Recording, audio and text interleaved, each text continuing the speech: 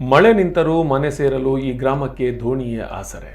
ಭತ್ತದ ಗದ್ದೆ ಮುಳುಗಿ ಮನೆ ಸೇರಲು ದೋಣಿಯಲ್ಲೇ ಸಾಗಬೇಕಾದ ಅನಿವಾರ್ಯತೆ ದಕ್ಷಿಣ ಕನ್ನಡ ಜಿಲ್ಲೆಯ ಮೂಡಬಿದ್ರೆ ತಾಲೂಕಿನ ಪಂಜಾವಳಿಯ ಗ್ರಾಮದಲ್ಲಿ ಅಕ್ಷರಶಃ ನರಕ ಸದೃಶವಾಗಿದೆ.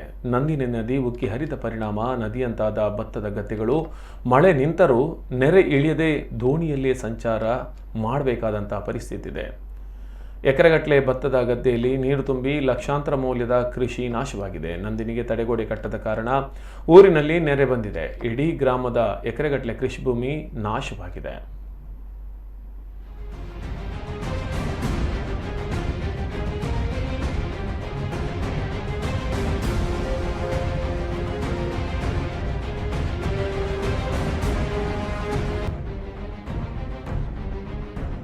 ಕರ್ಕೊಂಡು ಕೂಡ ಹೋಗ್ಲಿಕ್ಕೆ ಆಗಲಿಲ್ಲ. ನಮಗೊಂದು ಕಟ್ಟಪುನಿ ದಾರಿ ದೀಪ ಮತ್ತೆ ಒಂದು ರೋಡ್ ಆಗಬೇಕು. ಮತ್ತೆ ನೋಡಿ ಆಚೆ ಕಡೆ ಮನೆ, ಅಲ್ಲಿ ನಮ್ಮದು ಮನೆ, ಅಲ್ಲಿಗೆ ಹೋಗ್ಲಿಕ್ಕೆ ಆಗಲಿ. ನೆರೆ ಬಂದರೆ ಏನು ಮಾಡೋದು ಇಲ್ಲಿ? ಮಕ್ಕಳನ್ನು ಕೂಡ ಇವತ್ತು ಕೂಡ ಶಾಲೆಗೆ ರಿಕ್ಷಾದಲ್ಲಿ ಕರ್ಕೊಂಡು ಹೋದದ್ದು.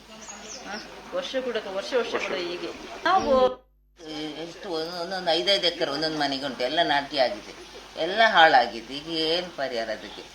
ಅದು ಎಲ್ಲರದ್ದು ನಾಟಿ ಕೂಡ ಆಗಲಿಲ್ಲ, ನೆರೆ ಬಂತು.